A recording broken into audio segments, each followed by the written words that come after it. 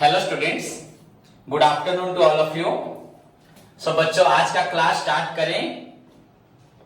In previous class में मैंने आप लोगों को बेसिक या ओवरऑल बच्चों ओवरव्यू ऑफ मटेरियल चैप्टर या मटेरियल कंट्रोल के बारे में बताया था, जिसे मैंने आप लोगों को पहले तो थोड़ा सा मीनिंग बताया मटेरियल का। Material means anything that we use as input to get an output, या अगर बोला जाए बच्चों बुक लैंग्वेज बोला जाए, literally speaking material refers to those physical substances which are processed in a factory बच्चों to get okay, but our topic बच्चों material है एंड टॉपिक का जो ऑब्जेक्टिव है, द फाइनल डेस्टिनेशन जो हम जहां पहुंचेंगे वो हमें हेल्प कराएगा बच्चों मटेरियल कंट्रोल में। So if we discuss about बच्चों अगर करते हैं मटेरियल कंट्रोल, जिसको मैंने लास्ट क्लास से पहले पढ़ाया था ओवरव्यू करके। So material control refers to बच्चों a systematic control over the materials during the process called बच्चों buying, purchasing, storing and issuing, and the purpose क्या है बच्चों? For the purpose of controlling the cost and maintaining the continuous flow of production। इससे cost भी कम रहेगा, cost बढ़ेगा नहीं। अगर हम मटेरियल को ठीक से मेंटेन करेंगे, बाइंग, स्टोरिंग एंड इश्यूइंग ठीक से करेंगे, तो पहले तो कॉस्ट कम होगा, सेकेंड क्या होगा, कंटिन्यूअस फ्लो ऑफ प्रोडक्शन में किसी प्रकार का इंटरप्शन आएगा नहीं। सो ये मटेरियल कंट्रोल का ऑब्जेक्टिव भी है। मटेरियल टॉपिक में हम इसी को ही पढ़ेंगे। सो मटेरियल कंट्रोल बच्चों हमारा होता है through the process called buying, storing and issuing. जब मैं तुम लोगों को थ्योरी पढ़ाऊंगा बहुत इंटरेस्टिंग लगेगा बच्चों। अगर मैं अभी भी थ्योरी पढ़ाता बहुत मजा आता, तो इसका थ्योरी ही बहुत डिफरेंट है। हर चीज पढ़ने में तुमको बहुत इंटरेस्ट आएगा, बिल्कुल बोर नहीं लगेगा, बट तुम लोग भूल जाओगे। थ्योरी बहुत ज्यादा है, जैसे लाइक मैनेजमेंट, जिसे तुमको पढ़ाया तुम भूल जाते हो, बार बार क्लास कर रहे हो। पहले स्टूडेंट हो जो दोबारा क्लास मांग रहे हो, तुम्हारे सीनियर्स से मांगते हो कभी? उनको मिलता होगा? कभी नहीं मिलता होगा। क्लियर? तो मटेरियल कंट्रोल में तुम लोग कल बताया था कि हम आज क्या पढ़ेंगे, प्राइसिंग ऑफ मटेरियल इशू। सो बच्चों आज का टॉपिक है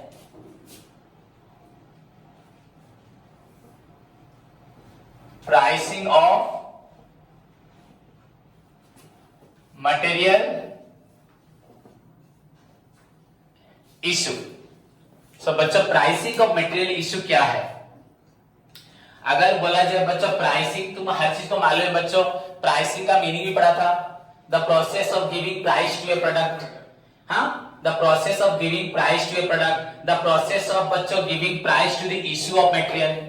किस प्राइस में, at which price the materials बच्चों are allowed to issue, किस मेथड में, किस प्राइस में मटेरियल को इशू करेंगे, that is pricing of material issue. समझ में आएगा? हम किस प्राइस में मटेरियल इशू करेंगे, that is known as pricing of material issue. बताऊंगा, तो ध्यान से सुनो, बुक खोलने की जरूरत नहीं है। निजे डिस्टर्ब हो ताको भी डिस्टर्ब करछु, तू बुक रो पेज चेंज करछु से भी ताते ही होनो छी, मु कहू से मते बिल्कुल होनो नहीं। एटा इंपैक्ट नहीं होता, इंपैक्ट। वो बुक चेंज कर रहा है, वो सामने वाला मुझे छोड़ के वो भी बुक को ही देख रहा है, वो सोच रहा है ये कुछ देख रहा है, तो मैं यहां बोल रहा हूं, मुझे कोई कंसंट्रेट नहीं करेगा। थे एक तो क्लास रेगुलर आते नहीं आके। प्राइसिंग ऑफ मटेरियल इशू बच्चों ध्यान से सुनो मेरी बात। मैंने तुम लोगों को कल बताया था ये बात कि सपोज बच्चों ये हमारे पास स्टोर हाउस है, यहां मटेरियल रहता है। तो बच्चों कंपनी में अगर सपोज हमारा स्टील बनता है तो हम आयरन और मंगाएंगे, तो आयरन और रेगुलर आता होगा।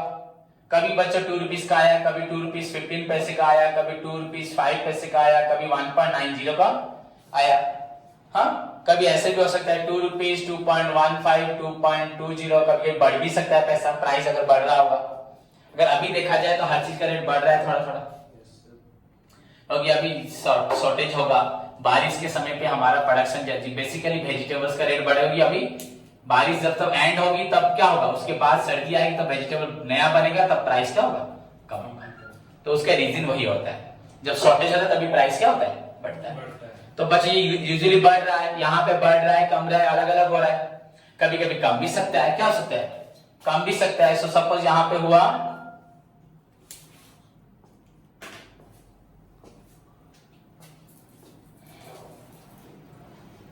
सपोज बच्चे यहाँ पे ले लो आप लोग का 2.2 रुपी ले लो, यहाँ 1.95, 1.80, 1.70, ऐसे भी हो सकता है।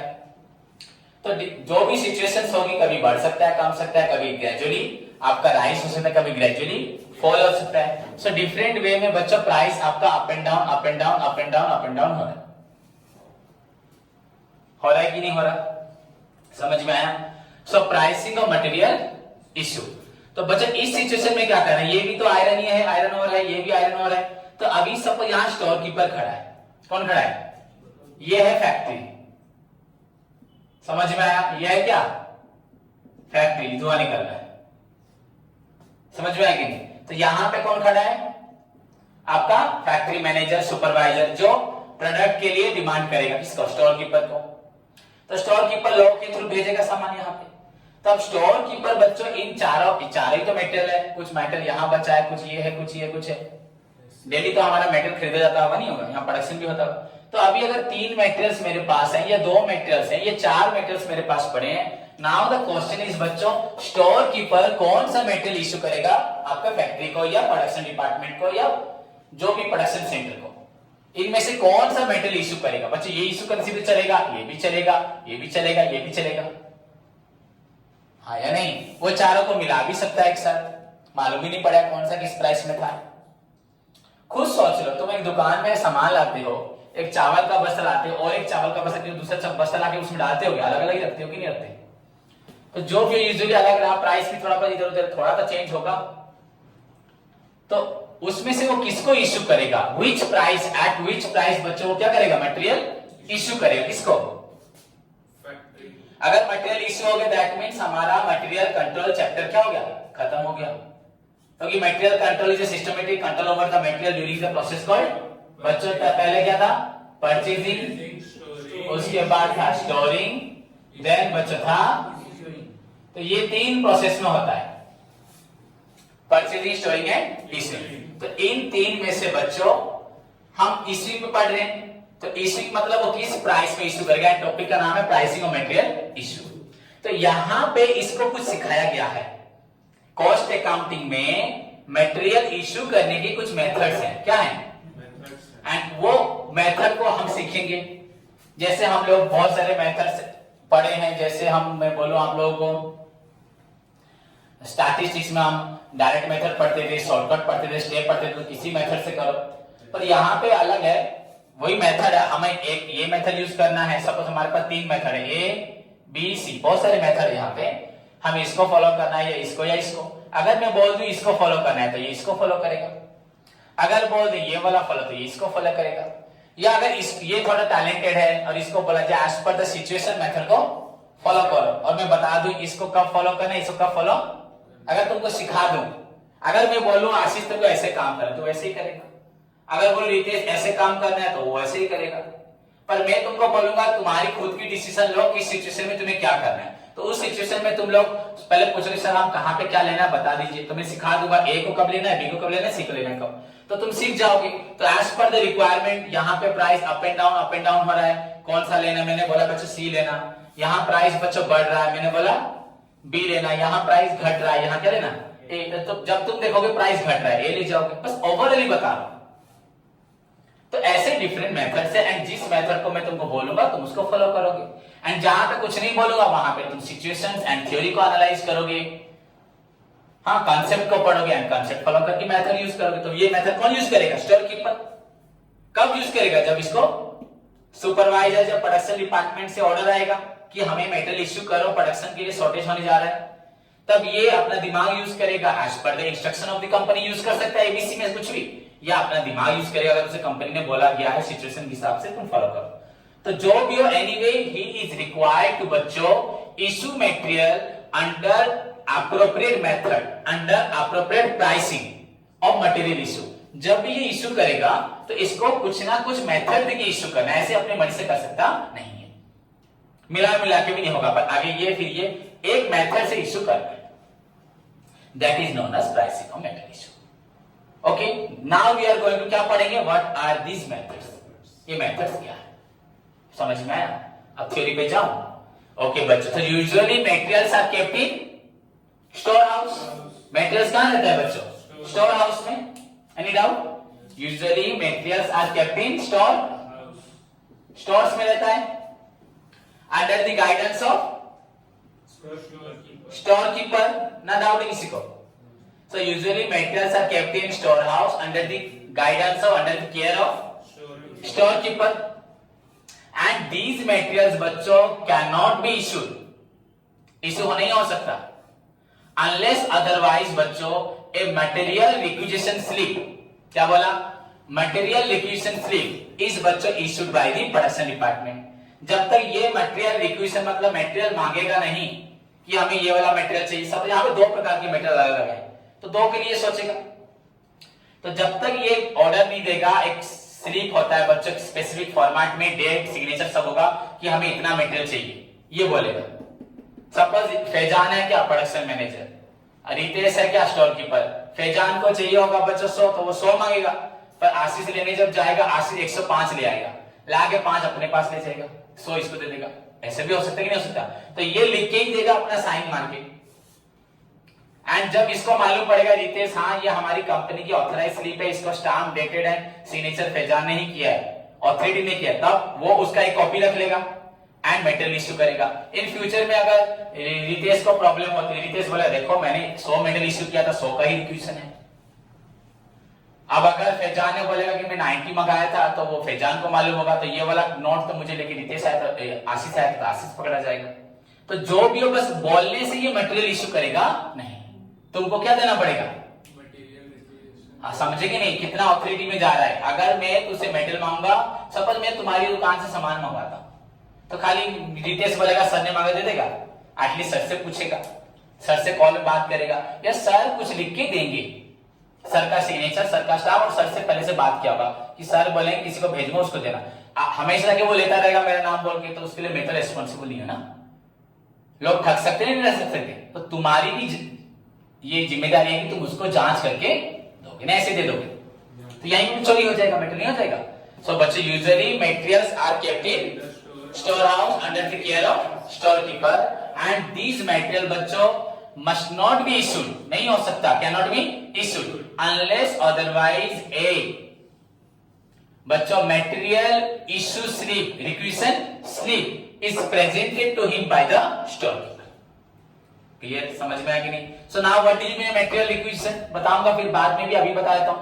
So बच्चों material requisition is a authority, ये स्लिप है, एक डॉक्यूमेंट है, समझ में आया कि नहीं, एक रिटेन डॉक्यूमेंट है, बट बच्चों इट जस्ट लाइक बच्चों it is an authority which is given by company. किसको देता है, store keeper, sorry factory department को, फैक्ट्री को देता है, प्रोडक्शन डिपार्टमेंट को, फैक्ट्री मैनेजर को या सुपरवाइजर को, थ्रू विच दे कैन, जिसके द्वारा they can demand requisites material, required material from the store keeper. अगर बच्चा ये ऑथोरिटी इनके पास नहीं होती, बिना स्लिप के ये अगर मांगेगा रितेश को, रितेश मटेरियल देगा ही नहीं, चाहे ये खुद फोन करेगा वो देगा.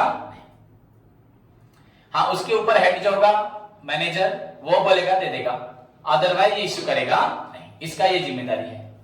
सो बच्चों usually materials are store kept in store house under the care of बच्चों store keeper, and these materials बच्चों can not be issued unless otherwise a requisition slip is presented to him.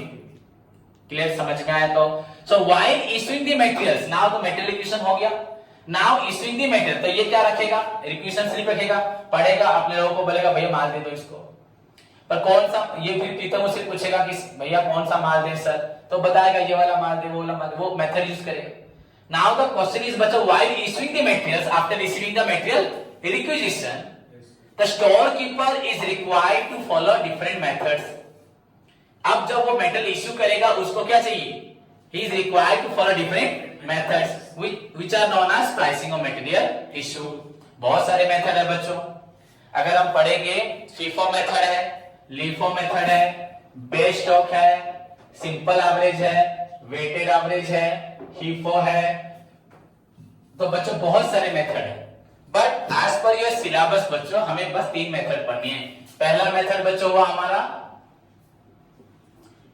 First in first out. क्या बोला, first in first out method. Okay, इसे बोलते हैं FIFO। Second बच्चों last in first out method, इसे बोलते हैं बच्चों LIFO। एंड हमारा अभी हमारे सिलेबस जहां तक है लास्ट क्या है, best of method. Best of method या इसको सेफ्टी स्टॉक या इमरजेंसी स्टॉक बोलते हैं, बाद में बताऊंगा। सो ओवरऑली हमें कितने मेथड्स पढ़ने हैं, फर्स्ट हुआ क्या, first in first out, second बच्चों last in first out, and उसके बाद हुआ बेस्ट ऑफ मेथड। सो ये हमारे सिलेबस के हिसाब से 3 मेथड्स है जिसको हम लोग पढ़ेंगे। सो नाउ मैंने आपको बोला usually materials are kept in store house under the care under the बच्चों protection of store keeper, and these materials must not be issued unless otherwise a authorized material requisition slip is issued by the production department to the storekeeper। समझ में आ गई। Now the question is while issuing the materials the storekeeper is required to follow the different methods of issuing material, different methods of pricing of issuing material which are known as pricing of material issue, and these are बच्चों हमारे syllabus के हिसाब से first in first out, last in first out and best of, FIFO, LIFO and best. समझ में आया। तो पहले क्या पढ़ेंगे, FIFO पढ़ेंगे, उसके बाद बेस्ट ऑफ। तो पहला मेथड हुआ हमारा FIFO।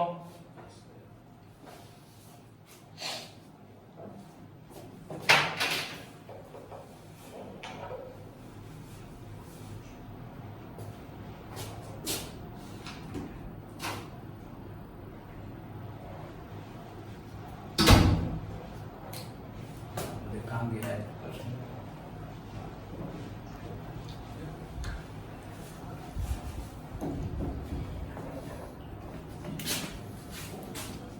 खा के रैपर कहां फेंके हो तुम लोग।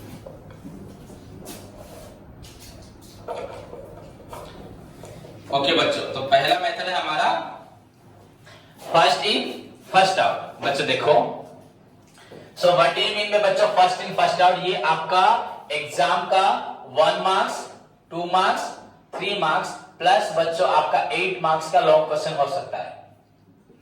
गारंटेड बच्चों 1 2 3 में से एक जरूर आएगा, एंड लॉन्ग क्वेश्चन भी आ सकता है।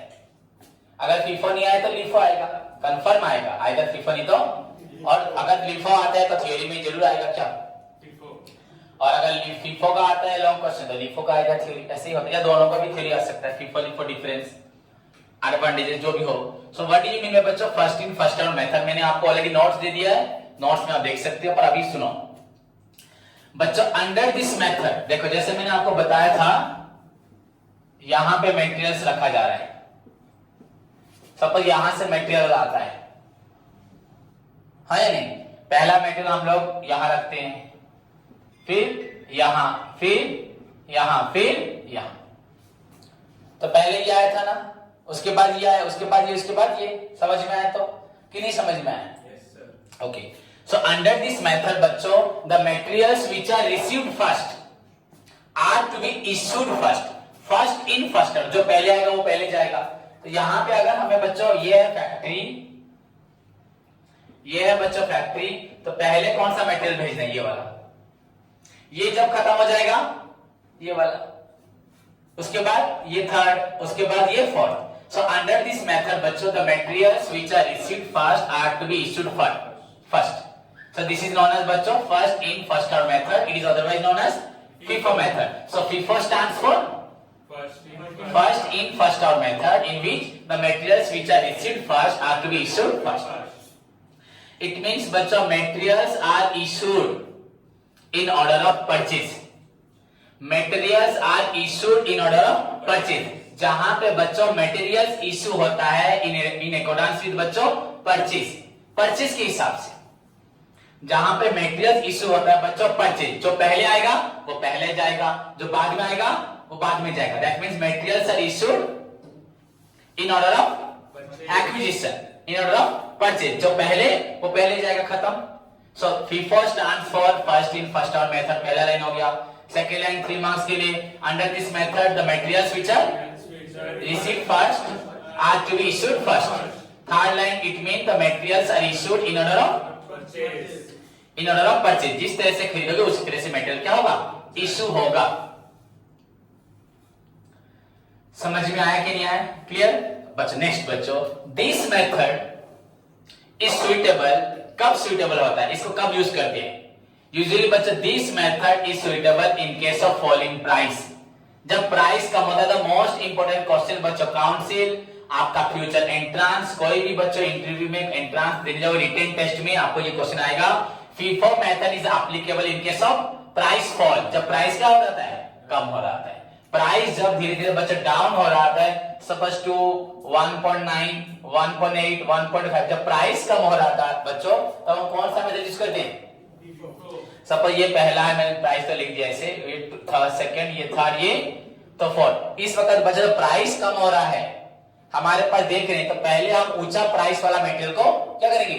इश्यू कर देंगे। इश्यू करने से बच्चों यहाँ पे प्रोडक्शन होगा, होगा कि नहीं होगा? प्रोडक्शन कोई तुमको नहीं समझाएगा ऐसा क्यों होता है, पर मैं बता रहा हूं तुमको, भाई इतने से खत्म हो जाता है। बच्चे सुन लेते हैं बस फॉलिंग प्राइस, बस फॉलिंग प्राइस। बट बच्चों क्यों ऐसा होता है? अगर देखा जाए, हम देख रहे हैं मार्केट में प्राइस कम हो रहा है। जब प्राइस कम हो रहा है तो मतलब बच्चों सामान का प्राइस भी धीरे धीरे थोड़े दिन के बाद कम होगा। जब सामान का प्राइस हमें कम में बेचना पड़ेगा, हमें लॉस होगा। उस वक्त अगर 2 रुपए का माल को अगर बना के बेचेंगे तो प्राइस ज्यादा होगा, हमें कम में बेचना पड़ेगा। अभी हमें प्रॉफिट कम होगा, बट हम 2 रुपए वाले माल को पहले क्या करें? निकाल दें, तो लॉस, प्रॉफिट कम हो पर लॉस ना हो। जब प्राइस कम हो जाएगा फिर और थोड़ा कम वाला माल को देंगे, और प्राइस कम होगा और कम वाले माल को देंगे। हाँ या नहीं? हमारे यहाँ प्रोडक्शन में खर्च नहीं होगा क्या? मैन्युफैक्चरिंग में खर्च होगा, लेबर का खर्च, एक्सपेंस है खर्च, तो वो labour expenses plus material cost, जो भी हो सामान जितने का बनेगा बिकेगा जरूर। प्रॉफिट, तुम बोलो सर प्रॉफिट तो कम होगा, ज्यादा प्राइस का, ज्यादा प्रॉफिट चाहिए। ज्यादा प्रॉफिट क्यों चाहिए? अभी ज्यादा प्रॉफिट लोगे, थोड़े दिन बाद जब प्राइस कम हो जाएगा तब 2 रुपए वाले माल को बनाओगे, तब तो प्रॉफिट ही नहीं होगा, क्या होगा? नुकसान होगा। समझे कि नहीं समझे? So this method is applicable, it is suitable, it is followed in case of बच्चों fall in price। क्लियर? तो 4 पॉइंट्स बता दिए मैंने। मैक्सिमम आपको 3 to 5 पॉइंट्स लिखने हैं। किसमें? 3 मार्क्स में। 2 मार्क्स में बच्चों 2 lines. First stands for first in first term method, analysis method, material received for, after be issued for, it means here the materials are issued in order of purchase। इतना 3 line बच्चों sufficient. Clear? And 3 marks में और एक लिख दोगे, this method is applicable in case of falling price. Okay, समझ में आया? तो इजी ना डिफिकल्ट? इजी। लिख पाओगे ना? Yes sir. नहीं लिख पाओगे? नहीं सुनाई दिया? Yes sir. हो गया? नहीं सुनाई दिया? Yes sir. तो बच्चों प्रॉब्लम करें? Yes sir. ठीक है, स्टार्ट करें प्रॉब्लम। बुक निकालो सभी। बच्चों तुम लोग की जो प्रोजेक्ट बनते हैं उस प्रोजेक्ट में ही बच्चों आता है comparative study of your pricing, different methods of pricing of metal issue, या फीफो लिफो, ऐसे सारे मेथड का बच्चों मिला के क्या होता है?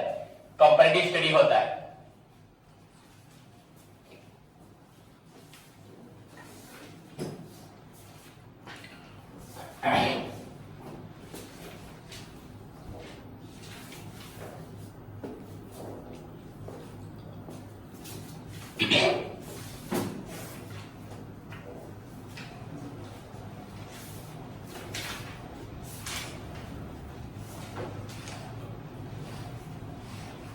बच्चों निकालो बुक।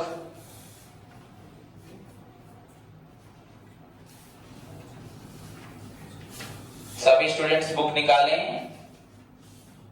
बच्चों बुक का 2/3.6 ये वाला पेज जो है 2/3.6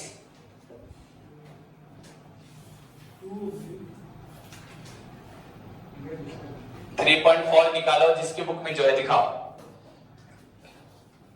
गुड।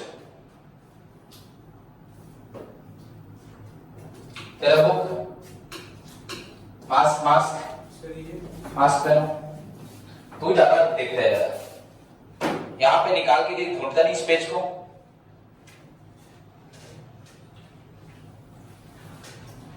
मैं भी निकालता हूँ, देख के भी तो समझेगा कि इसे टेबल कहाँ बने हुए हैं।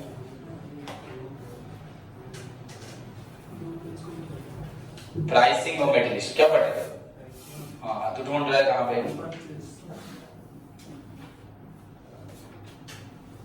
देखो बच्चों निकालो। सो आपका क्वेश्चन है बच्चों, द रिसीव्ड साइड आपका एग्जाम्पल नंबर 1, उसके बाद टेक्स्ट प्रॉब्लम करेंगे बच्चों। तो देखो इलस्ट्रेशन 1 बुक का इलस्ट्रेशन 1 बच्चों एग्जाम्पल, ऊपर चैप्टर का नाम है issue and pricing of metal issue.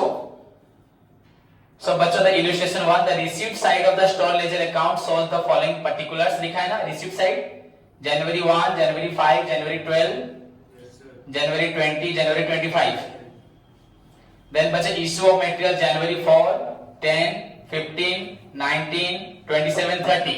I think बच्चों जैसे कि हम अकाउंटिंग में बोलते हैं बच्चों डेप्रिसिएशन इज द सबसे सिंपलेस्ट टॉपिक अगर बोला जाए, so far as your syllabus and practical problem of your books are concerned easy है। तो आपका कॉस्ट अकाउंटिंग में ये सबसे इजी पार्ट है ये भी बहुत बड़ा है, बट आपका इतना आएगा ही, सिंपल आएगा। तो तुझे ध्यान से देखना है, जाके उधर बैठ जा। तेरे पास बुक है, घूमने आए सभी, तो बुक निकालो सभी ध्यान से, क्विक, इसको ले ले। सो राइट डाउन बच्चों स्टॉल लेजर अकाउंट बनाओ, फॉर्मेट बनाओ।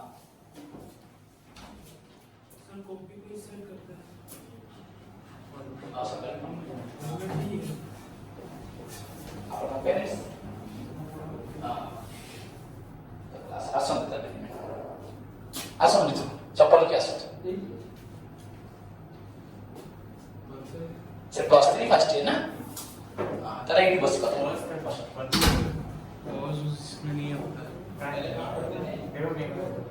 नहीं होता है बंद। तो बच्चों ठीक है, क्वेश्चन नंबर जो हमने इलस्ट्रेशन 1 स्टार्ट किया बच्चों उसको मैं कल पढ़ाऊंगा। आज के लिए इतना ही, होमवर्क आप लोगों के लिए इतना है कि सभी स्टूडेंट्स जो पढ़ाया मैंने अपने नोट्स निकालो, प्राइसिंग ऑफ मेटल इश्यू को उसको लर्न करो, इंट्रोडक्शन पार्ट, मेटल इक्वेशन का मीनिंग, देन बच्चों फीफो मेथड का मीनिंग, देन होमवर्क उसके साथ बच्चों। पहले तो मैंने बताया फ्राइडे को एग्जाम होगा, मैट्रिक्स थ्योरी प्रॉब्लम बहुत, कल बोला था होमवर्क देने को। एक्सरसाइज ए का कंप्लीट करके आज भेजोगे, भेजा है, जिसने नहीं भेजा अभी भेजो। देन एक्सरसाइज बी बच्चों क्वेश्चन नंबर 1 से लेके 7 तक सब में से एक एक करोगे, 1 to 7 सभी में से एक एक क्वेश्चन तुम्हें करके दिखाना है। किसमें? एक्सरसाइज बी से। क्लियर? एंड मैनेजमेंट का पढ़ के आप बच्चों मैनेजमेंट, उसका इंपॉर्टेंस ऑफ मैनेजमेंट। क्लियर? तो अपना ख्याल रखो, take care, God bless you all.